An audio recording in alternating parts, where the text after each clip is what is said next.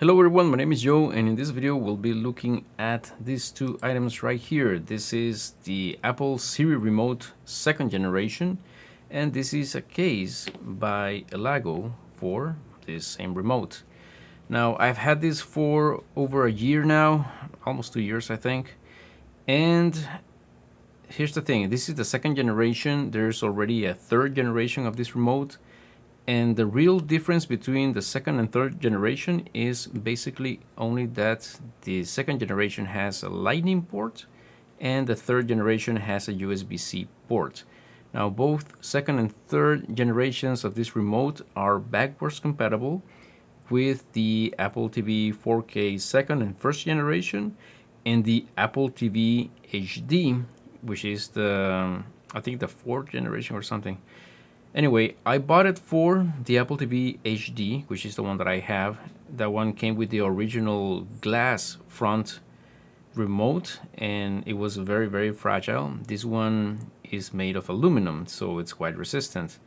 However, being resistant, it is susceptible to scuffs and scratches and dents, as you can see right here. Now, these couple of dents occurred just before I got the case, but I'll get to it in a second. In the meantime, I'll let you know what the features of this remote are. Again, the second and third generation, the same features exactly, except for the charging port. Okay, so as opposed to the original one that was made of front glass and back aluminum, this is completely made of aluminum. One key difference between the second and third generation that the first generation had was a gyroscope. The gyroscope was present in the first generation, but not in this second generation or the third generation. So if you like to play any games that depending on the gyro, moving the controller so as to affect the character of the game, then you cannot do that anymore with this controller. So that's one little caveat. Other than that, the layout is updated to the new virtual remote that's available on your iPhone or iPad. And this one has a microphone button on the side, and this one you hold it down to activate Siri on the Apple TV, and you can dictate your search commands when you are on pretty much any application on your Apple TV that has the search box activated. One thing that I really like about this remote is that it has this power button right here, and it's not too easy to press accidentally. And you use it by holding down for about 3 to 4 seconds, and it will turn off your Apple TV. And the great thing is, at least with most modern TVs, is that when your Apple TV turns off, it will very likely also turn off your TV as well. So that kind of makes it a single button press to turn off everything, which I really like. Other than that, that's pretty much it. It does have the infrared port as well, so you can also control your TV with this remote, for example, for the volume mostly, if you have it programmed on your Apple TV. I tried it and it works the same. It also has a mute button, which the original, if I remember correctly, did not have. Now, the trackpad is also touch sensitive, as was the first generation. However, this one has a center button as well as up, down, left, right buttons. So you can use whichever you want, either tap or slide. You can also configure that on your Apple TV. So it's depending on that configuration. And that's pretty much it when it comes to the Apple Siri remote versions, second generation and third generation. Now, I got this case because, as you can see, and I already mentioned, this is very susceptible to dents, even though it's aluminum. And I guess aluminum has some sort of durability, but it's also susceptible to dents.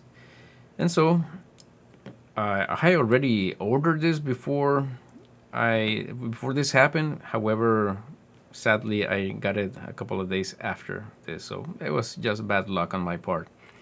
Now, this case, the 𝚭𝚭 case, it is made of rubber. It is kind of grippy, as you can see. It's not easy to slide around.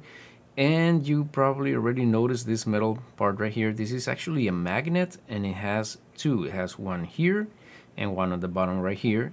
and you can pretty much stick it to any metallic surface. So for example, in here I have this magnetic ring for MagSafe, and it's sticking there on both sides.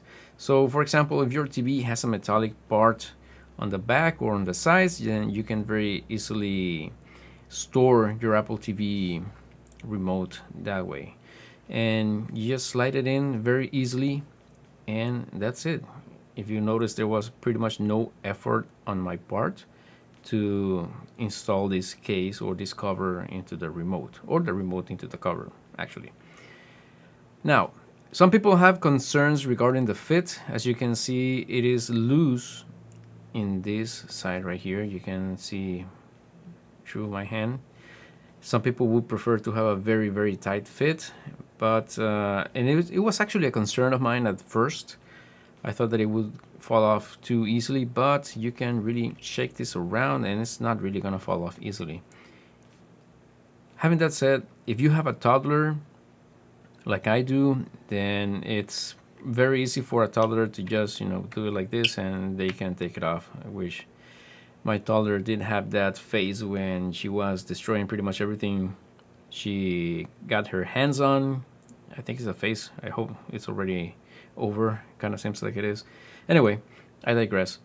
She would love to be, biting this part and just pulling it off like this, and then I would easily see that the remote and the case were apart. She got over it, but it's a thing to keep in mind. Another thing that people complain about is this right here. This is a cutout for the microphone button, and some people wonder why the decision was made to have this as a cutout instead of a button that you can press. I think, and this is just my opinion, that it is better as a cutout. It really is not that hard to press. I mean, really, you just kind of get in there, and because this is rubber, it's really easy to just press. And I really like the fact that it's like this, because it is very difficult to accidentally press this button. If you intentionally press it, you will have absolutely no problem. I think people complaining about this, I don't know, they're just really, really, really nitpicking. I like it this way. I don't mind it at all. All right, so I think the only real caveat is the loose fit, like I said. That's pretty much the only caveat that I can think of. Otherwise, this is a very good cover for this Apple remote. Oh, another caveat, now that I see this, it has a slot for a lanyard, but as you can see, it already broke. So if you want to use the lanyard, it's going to break very quickly. This is not very durable at all. So I didn't even remember that it had it until just now that I saw it. It broke so early upon receiving this case that I've forgotten already that it had it. So a LEGO case for the Apple Siri remote 2nd and 3rd generation.